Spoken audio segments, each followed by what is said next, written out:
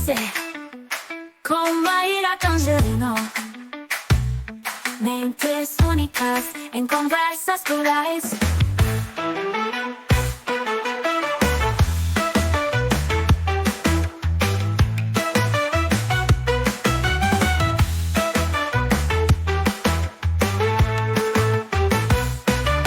Conversas de classe com Mayra Tangerino. Mentes únicas em conversas plurais. Conversas de classe com Mayra Tangerino. Mentes únicas em conversas plurais.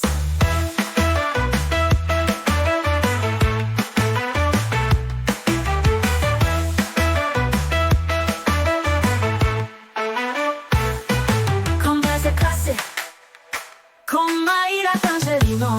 Mentes únicas em conversas plurais. Com conversas plurais.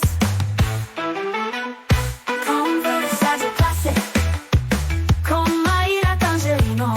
Mentes únicas em conversas plurais. Com conversas plurais. Conversa de classe com Mayra Tangerino. Mentes únicas em conversas plurais. Conversa de classe com Mayra Tangerino. Mentes únicas em conversas plurais.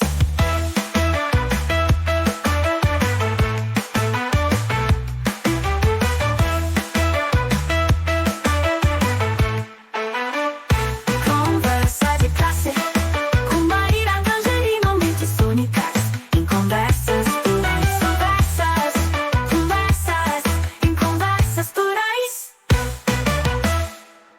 Olá, pessoal! Boas-vindas a mais um episódio do Conversa de Classe. E hoje a gente vai explorar um tema que eu acho extremamente relevante para o nosso dia a dia. A gente vai falar um pouquinho sobre o diálogo no espaço escolar depois da pandemia. E para guiar a gente nessa discussão, eu tenho o prazer de receber uma gestora, uma educadora, uma professora que eu admiro muito, que é a Thalita Marcília.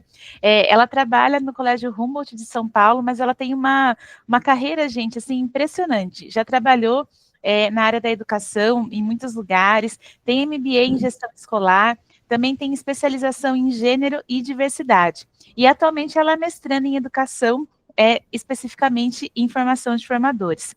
E eu já combinei aqui com ela, né, que a gente vai começar aqui começando, né, já vou mandar para ela aqui a primeira pergunta.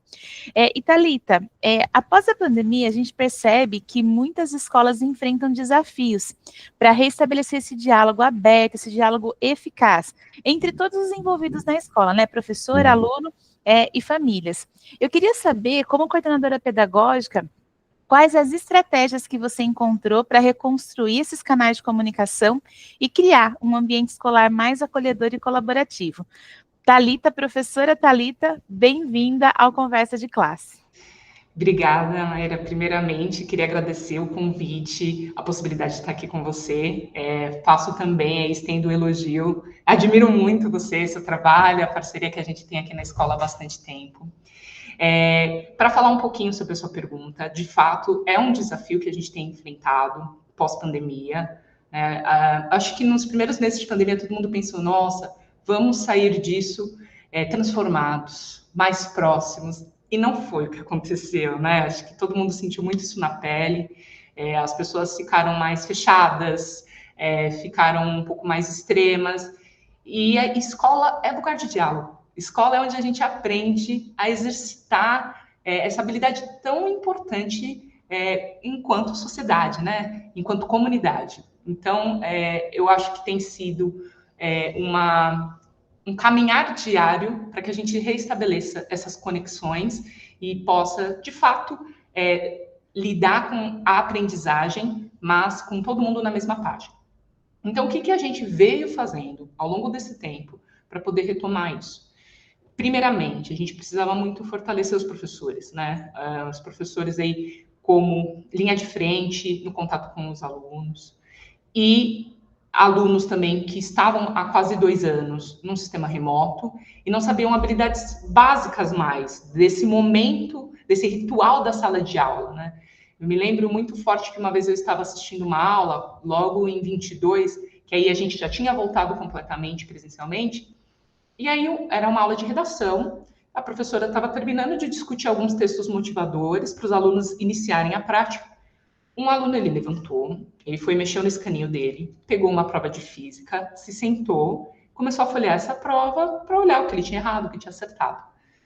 E eu via, assim, era muito claro que ele não queria desrespeitar a professora, né? Ele achou que tudo bem, era extremamente aceitável e normal. E eu chamei ele para conversar. E aí eu acho que essa é a primeira estratégia. Acho que a gente precisou fazer também muitas conversas, né? Até para que a gente conseguir avançar com isso. Eu perguntei, você viu o que você fez na aula? Ele, não.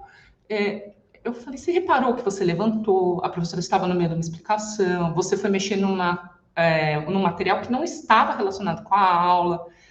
Aí ele, mas eu não mexi no celular, eu não conversei com ninguém. E ele não reconhecia que isso era, de alguma forma, desrespeitoso. Não era o tema da aula, a aula era sobre outra questão. Ele estava mexendo numa prova de uma outra disciplina, né? Então, assim, a gente precisou indicar para os alunos alguns comportamentos que não faziam mais sentido. Porque, de fato, o que acontecia? Eu estava ali numa aula online, me dava fome, eu não esperava o horário do intervalo. Eu fechava a câmera, ia até a cozinha, buscava alguma coisa e comia enquanto o professor estava fazendo a explicação. E nos tempos da escola, nos momentos da aula, nem sempre isso vai dar, né? Assim, a gente vai precisar estar mais envolvido naquele momento. Então, ainda em 22, nós fizemos um trabalho assim de dar um passo um pouco atrás, porque os professores tinham uma expectativa, primeiro, que a resposta minha, como coordenadora e da orientadora educacional, fosse bastante punitiva até. Assim, não, é advertência, suspensão. Então, a gente precisou voltar nos textos, né? Voltar um pouco nos teóricos, né? Então, a gente foi lá no Yves de Latay, foi na Thelma Vinha, para lembrar o que é incivilidade, diferentemente o que seria uma transgressão de regra, né? Assim, que precisa, talvez, de uma medida disciplinar. E como aqui na escola a gente trabalha muito, mesmo no contexto de uma medida disciplinar, com atividade socioeducativa, a gente teve que relembrar também os professores que muito se dá pelo diálogo, porque em algum momento eles falavam que o aluno vinha conversar conosco e nada acontecia, mas é uma construção, né? Assim, como é que nós vamos interagir com adolescentes? E a gente sabe todos os prazeres e dissabores dessa fase, e às vezes o adolescente vai ter algumas salas que podem ser bastante provocadoras, assim, do tipo, eu fui lá e não me aconteceu nada, mas vamos dissecar um pouco esse momento? O que isso quer dizer? Às vezes uma fala assertiva, uma fala dura, mas que não se traduziu numa suspensão, o adolescente pode querer falar que não aconteceu nada. Não significa que não aconteceu nada com tudo. Né? Eu acredito até, porque eu citei essa pequena história desse aluno, que essa conversa, que eu precisei lembrá-lo, olha, não foi legal.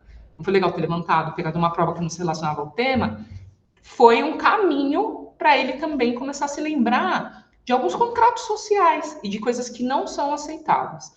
Então, eu acho que esse foi o primeiro ciclo ali em 22, né? Não significa que, assim, tudo foram flores, depois disso, pelo contrário, foi muito difícil, foi intenso, né? Em 23, a gente se debruçou bastante, então, em outros estudos, outros aspectos. Então, sempre assim, fortalecendo o professor, mas também conversando muito com alunos. A gente tem aqui na escola um espaço de tutoria e que, muito antes do novo ensino médio, a gente já trabalhava com esse formato, porque no novo ensino médio tem o projeto de vida, acho que dialoga muito com o nosso de tutoria, mas eu não consigo hoje nem me imaginar em um contexto em escola que a gente não tem esse momento, né? Que eu brinco com os alunos que tutoria não cai no vestibular, cai na vida.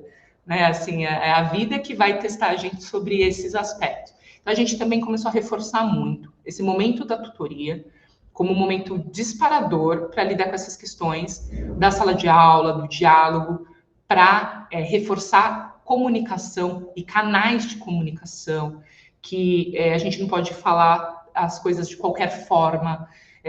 Teoricamente e virtualmente, a gente pode falar tudo, mas sabendo o momento, o formato e com quem falar. A gente tem um caminho de conversa aqui na escola muito marcado, né? A gente costuma falar para os alunos assim, ainda mais com a faixa etária que eu trabalho, já que eu trabalho com o nono ano ensino médio, a gente começou a falar para os pais no início do ano, olha, a gente vai reforçar muito a autonomia. Isso não é sem rede de apoio, não significa que vocês não vão ser chamados quando precisar. Mas incentive seus filhos e filhas a resolver as questões também. Não precisa sempre vir essa questão assim, a família que vem em nome desse aluno resolver. E eu acho que agora, 24 foi o melhor ano nesse sentido, que a gente conseguiu avançar muitíssimo com os alunos assumindo mais essas questões. Então, esse caminho que eu falei que a gente reforça na tutoria é: tenho um problema, com quem eu vou resolver? É um problema direto em uma matéria? E que o aluno se fazer perguntas. Sou eu que tenho esse problema, é a sala inteira? E por quê? Porque aí a gente fala, então vamos tentar falar com o professor primeiro? Às vezes é a data de uma prova, às vezes é uma coisa que eu não gostei na aula. Então, assim, fale com o seu professor. Esse é o primeiro passo. Não senti que a coisa andou, não resolveu. Porque tem isso também, dos tempos das resoluções. Porque trabalhando com uma geração ansiosa, às vezes quer que isso se resolva no dia seguinte. Ou de maneira extrema. Infelizmente, a gente já ouviu do tipo, então demite tal pessoa. E a gente não acredita nesses caminhos como caminhos de construção de diálogo e de vínculos de relacionamento. Tá bem, falei, não deu certo com o professor, eu vou falar com o meu professor tutor, porque o professor tutor é um professor de referência, alguém que muitas vezes está mais próximo desses alunos. Legal, não deu certo? Aí eu trago orientação educacional junto. Às vezes o próprio professor tutor aciona a orientação educacional, porque às vezes é uma questão mais complexa, para me envolver depois, ou eventualmente a direção, mas que a gente possa dar um caminho de comunicação que vá em passos, que busque de fato estabelecer esse diálogo, né? Ou também diferenciar, como eu falei, se a situação é individual, se a situação é coletiva, ou ainda de outra ordem. Às vezes é uma questão emocional e ela é minha. Aí a gente até fala, vamos direto na orientação educacional? Ter esse momento one-on-one, às vezes a orientação educacional vai precisar falar com a família, né? E aí levantar outras questões, outras preocupações, recomendar algum caminho de ação. Então, esse é um outro trabalho que a gente investiu bastante com os alunos aqui. É lógico, a gente sente que tão mais tempo eles estão no presencial, isso dá mais certo. O que eu quero dizer com isso? Então, as turmas minhas, que no ano passado estava nono, primeira série do ensino médio, isso está fluindo mais. As turmas que já estavam na segunda série do ensino médio e na terceira, a gente teve avanços, mas fluiu menos. Essa é a verdade, porque assim, tem um período real ali que eles viveram e que foi difícil. Tem lutos, tem perdas, e eles ainda estão digerindo esse momento. Tem perdas do processo de aprendizagem, infelizmente, e a gente precisa olhar para isso, e olhar para isso com seriedade, com clareza também, porque a gente sabe que foi um momento muito difícil, né? Então, eu acho que foram esses caminhos de ação. Em contrapartida, aí foi um esforço da instituição como um todo. As orientadoras educacionais trabalharam muito com rodas de conversa, com temas relevantes, principalmente para trazer essas famílias de novo para esse contato com a escola, né? Eu acho que eu ouvi, infelizmente, relatos de muitos colegas de diversas escolas de um clima de nós contra eles e menos de vamos juntos pensar um pouquinho nesses desafios. Não significa que nós temos todas as respostas, mas talvez juntos a gente se fortaleça e consiga progredir mais, trabalhar melhor, né? Então, a gente fez diversas rodas de conversa nesses últimos tempos para falar sobre o uso de tecnologia, para falar sobre esses desafios da adolescência, a questão da ansiedade, o tema do suicídio, né? Acabamos de sair de Setembro Amarelo, isso é um tema que a gente sempre traz aqui na escola para refletir conjuntamente, ainda mais pós-pandemia, com alunos muito adoecidos, infelizmente, né? A questão de saúde emocional e mental nunca foi tão discutida, e que bom, porque eles estão precisando disso. E também para não tomar decisões unilaterais, até com a questão de tecnologia, como estava falando. Foi muito legal porque as orientadoras educacionais, juntamente com o coordenador de tecnologia educacional, fizeram um levantamento de como os alunos usam tecnologia. Que tipo de sites eles acessam, que youtubers eles seguem, que outros influenciadores eles gostam. E até fizeram um levantamento muito legal de que redes sociais eles mais usam e quando isso começa. Então, a gente viu que o uso de redes sociais começa, às vezes, no segundo ano do Fundamental 1, e que é um dado muito crítico, até assustador, né? Quando a gente pensa que as redes sociais mesmo falam de uma idade de pelo menos 13 anos, a maioria delas, aí a gente está falando de aluninhos ali com 7, 8 anos com acesso a essas redes sociais. para conversar também com as famílias o que significa isso, né? Que acesso é esse que eu estou dando para os alunos e alunas às redes e sem controle parental. Então, a gente tem procurado fazer essa conversa, esse diálogo. E acho que isso tem trazido as famílias para esse lugar assim de vamos conversar mais a respeito, e menos de vamos já procurar uma resolução para o dia seguinte, né? Então, com mais ou menos sucesso, acho que depende muito do caso, cada caso é um caso, acho que a gente tem conseguido avançar, né? Ao mesmo tempo, eu trabalho com a faixa etária muito insólita, que às vezes a família está começando a se desligar disso, de estar em todas as reuniões pedagógicas, de estar na escola sempre. É uma pena, porque a gente quer muito que as famílias estejam aqui, né? A gente, por exemplo, faz reuniões periódicas, até para dar um feedback, para falar o que fizemos, onde avançamos, né? As famílias que vieram falaram, nossa, mas vieram tão poucos pais. E aí a gente falou, sim, mas a gente vai continuar fazendo. É importante que vocês saibam, porque a gente quer que vocês tenham acesso ao que a gente está trabalhando, ou como, e falando aí dos caminhos possíveis para trabalhar com os jovens, para estimular a comunicação. Então, acho que são alguns exemplos para trabalhar com os professores, com os alunos e com as famílias. Thalita, enquanto eu te ouvia, né, já foi me dando muitos insights aqui, e acho que isso também vai acontecer com o público, né? A gente tem um público grande de docentes que acompanham a gente, mas eu sempre gosto de contar que tem muitos graduandos também que estão aqui ligados no canal. E eu acho que isso é importante para a gente também mostrar novas possibilidades, né? Eu estava me lembrando aqui que recentemente foi publicado um relatório internacional que falava que essa ideia de recompor a aprendizagem que a gente perdeu lá na pandemia, ela ainda não se completou, né? E talvez pode ser mesmo que não se complete, né? E que isso, na verdade, não vai se restringir à escola, porque esses adolescentes agora já estão chegando no mercado de trabalho, né? Não é uma... não é uma ilusão, né? Eles não vão pular essa etapa da vida porque houve uma pandemia. Então, o quanto é importante a gente olhar para isso. Ao mesmo tempo, eu estava lembrando de uma entrevistada que essa semana ela falou a seguinte frase, que às vezes a gente tem que parar e pensar o seguinte, talvez não seja a escola que tenha mudado, seja o nosso olhar para as questões, né, que essas questões sempre estiveram aí, mas hoje a gente olha para essas questões de um outro jeito. Não sei se mais maduro ou não, né, mas com certeza um pouco mais escaldados, né, depois de tantas experiências. E eu estou dando essa introdução aqui, porque eu acho que a próxima pergunta, ela é bastante sensível, né, mas eu acho que ela também é importante aqui para o nosso papo, né. A gente fala muito do engajamento dos alunos e a gente sabe que é uma toada constante dos professores e legítima, né? Não tira a legitimidade da gente questionar um pouco como ficou esse engajamento depois da pandemia. Mas o engajamento docente também mudou, né? Depois desses anos, e a gente sabe que esse engajamento docente ele é crucial para a aprendizagem dos alunos, né? Especialmente quando a gente vive tempos de incerteza, né?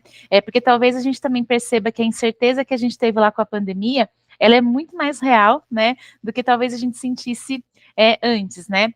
E aí eu queria saber um pouquinho, né? Com base na sua experiência, né? No que você tem investigado, nas suas práticas formativas aí como coordenadora pedagógica, quais as intervenções que você tem percebido mais eficazes, né? Exatamente para fortalecer o engajamento nesse cenário aí que a gente está discutindo. Muito bem colocado, Mayra. Eu acho que, assim, uma coisa que a gente precisa sempre ter em mente, que, como professores, né, assim, eu estou na coordenação, né, mas eu sou professora, e eu acredito muito nessa aprendizagem significativa. E ela tem que ser significativa para o corpo docente também. Eu acho que isso é um ponto crucial quando a gente fala de formação de professor, né? Então, assim, de onde estamos tirando os temas para a formação, né? A gente está fazendo algo top-down, ou a gente está ouvindo um pouco o que os professores estão trazendo, preocupações, desafios, para então propor formações que possam ajudar, para além do engajamento, porque aí eu acho que ele vai ser uma consequência automática, para além do engajamento, que eles possam ajudar nas questões, nos dilemas que os professores mesmos vão trazer. Então, assim, algumas práticas que eu acredito muito que melhoram esse engajamento, e a questão do vínculo, ela é tão necessária e importante na relação professor-aluno, como na relação professor-gestão, professor-professor, professor-instituição. Então, momentos de escuta são importantes, são cruciais. E buscar transformar a prática a partir desse momento de escuta. Porque até seria algo hipócrita, né? A gente às vezes espera que os professores transformem a prática, mas a gente não transforma as nossas práticas enquanto escola, né? Então, assim, e que momentos de escuta? Às vezes são coisas simples, né? Avaliações rápidas, quase num estilo de brainstorming, com post-it mesmo, e vai para o papel e fala assim, o que funcionou, o que não funcionou, o que precisa ser diferente, o que precisa melhorar, propostas até de temas de formação. Um tema que a equipe do ensino médio se debruçou bastante esse ano foi a questão dos bolsistas, né? Um olhar sensível e uma preocupação. E houve esse evento assim trágico e muito triste de um aluno aqui em São Paulo, né, no Bandeirantes, no Colégio Bandeirantes de renome, que tirou a própria vida, e que num processo que tem a ver com inclusão, que tem a ver com um olhar para esses casos. Mas curioso, o tema aqui na escola era anterior a isso, não tinha acontecido esse evento quando a gente começou a levantar esse tema, essa temática, essa necessidade. E aí, a partir disso, então, vamos para a literatura. O que ela nos diz? O que podemos fazer? E pensar esses momentos formativos também de um lugar, de uma aprendizagem significativa. Ela não pode ser uma palestra. E, muito provavelmente, ela não pode ser só com um especialista de fora. Pode ser também, eu acho que a gente pode fazer construções incríveis, mas, em alguns momentos, tem que ser entre nós, né? Então, eu tenho montado com os professores os momentos formativos a partir dessas demandas. Então, a gente trouxe 2 textos para conversar, a gente trouxe da Vera Iaconelli, um outro texto do Bourdieu, para falar de repertório cultural, porque para além da questão de uma inclusão acadêmica, né, para que o aluno performe melhor, e que inclusão social a gente está fazendo de fato para alunos enquanto bolsistas, né? Então, assim, eu estou citando esse exemplo, mas para falar de onde partiu, como a gente trabalhou um momento formativo a partir dele.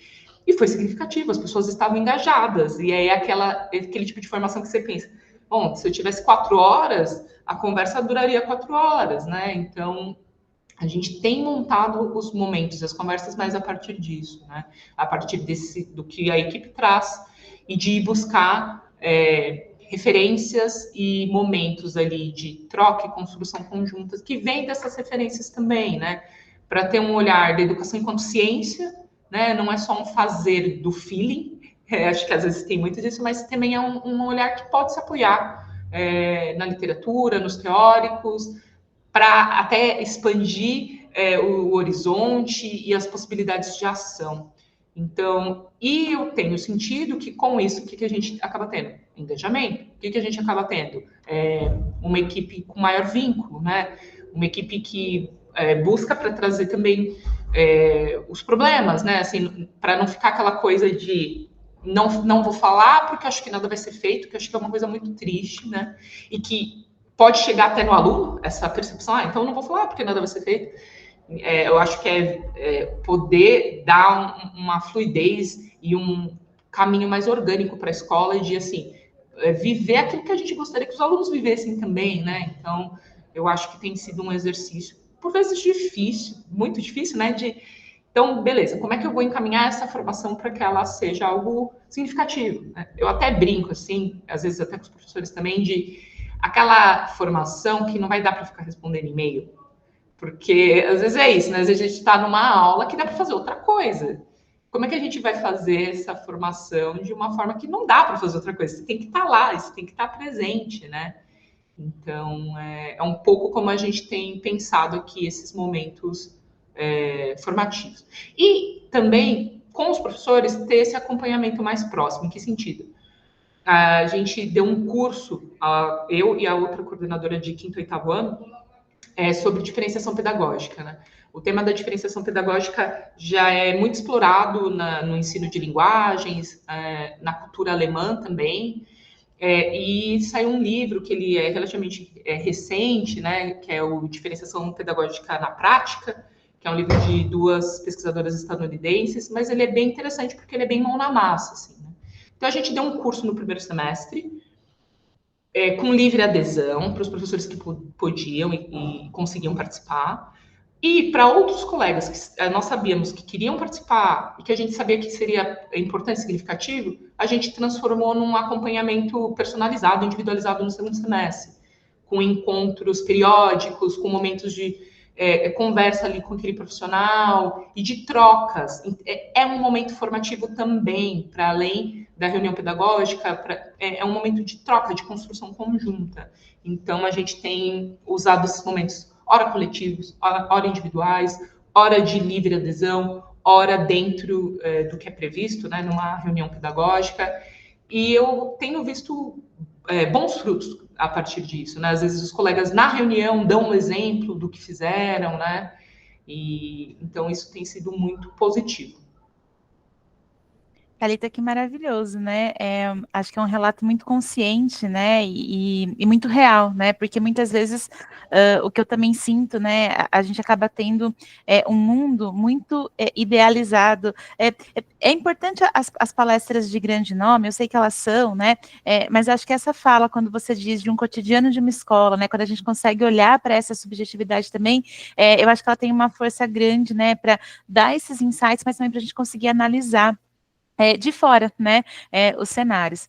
Uma coisa que eu estava pensando também, e aí você até pode me corrigir, tá? Eu vou fazer uma hipótese aqui de algumas falas que eu escuto no meu dia a dia também como formadora, e vou compartilhar com você.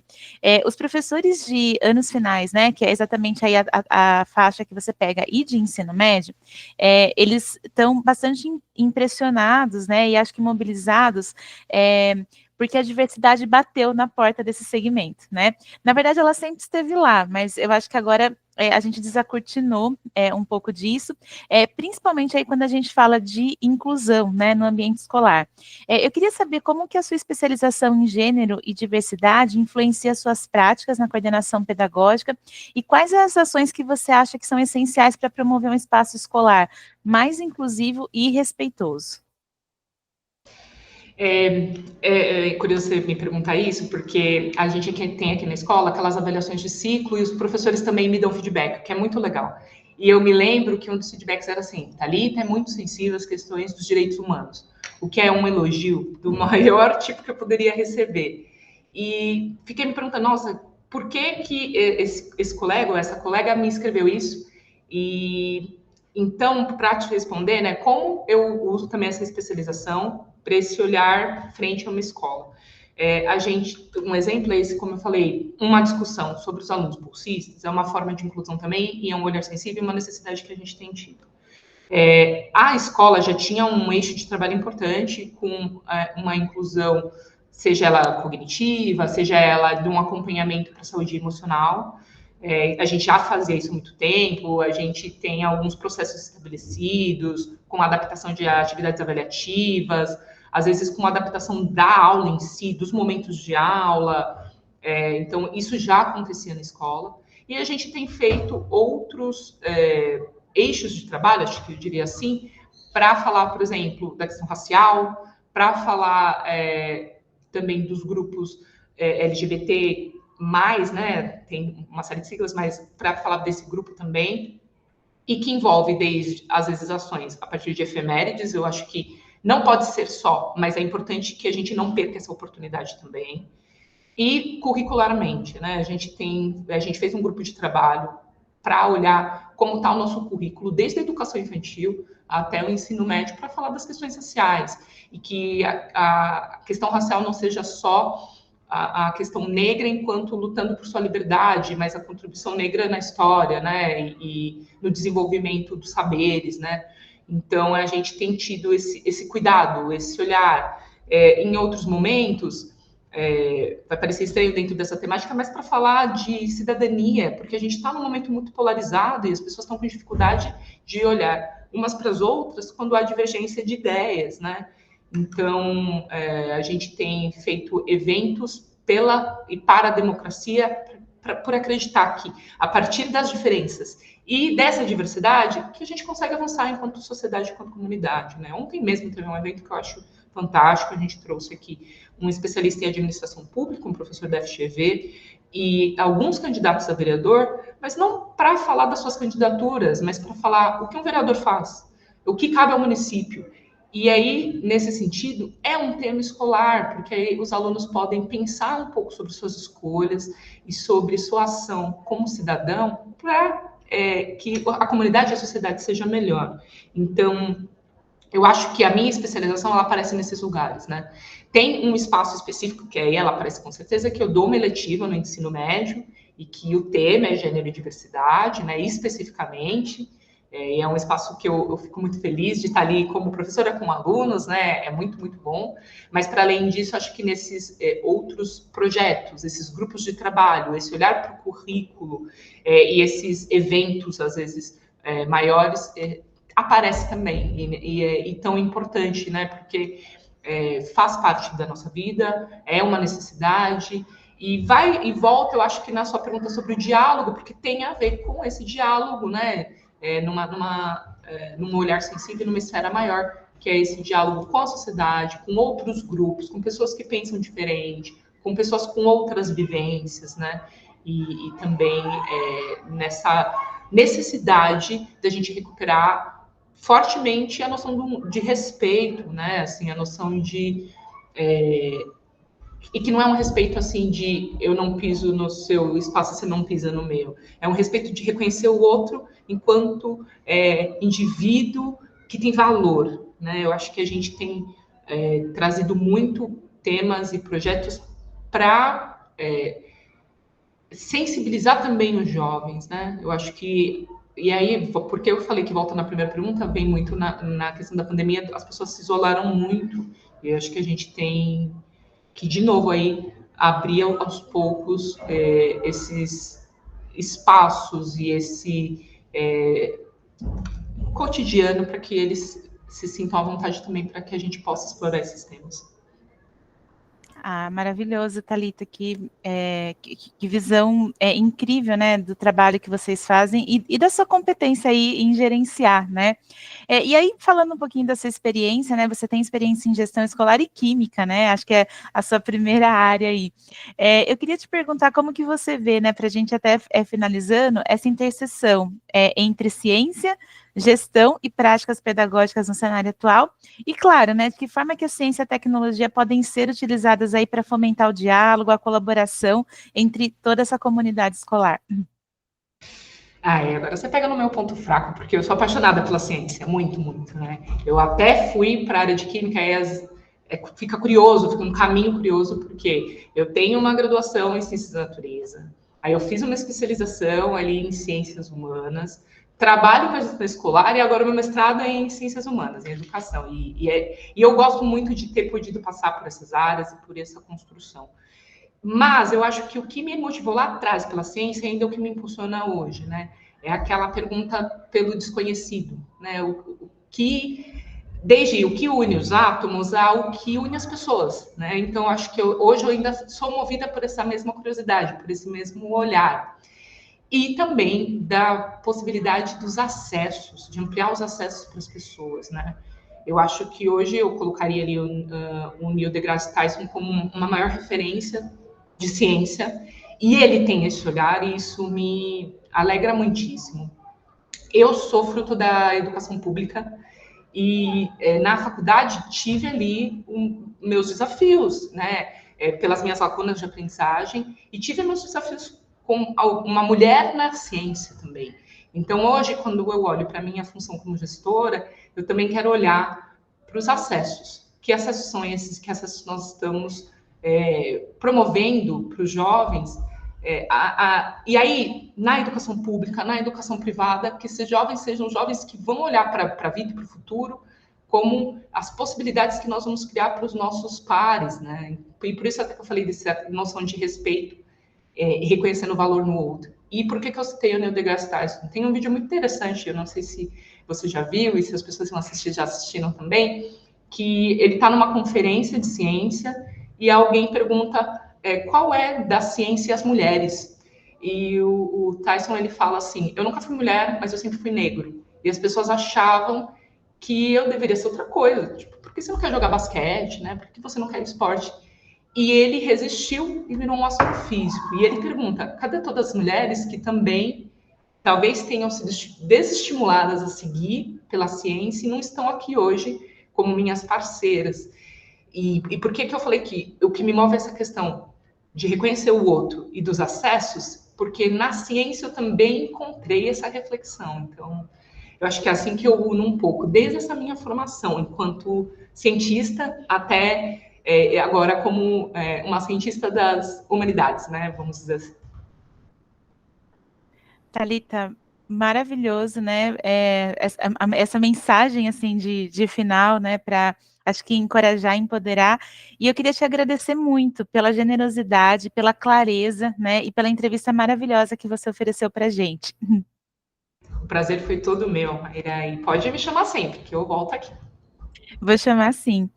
E pessoal, a gente se vê no próximo Conversa de Classe. Até mais.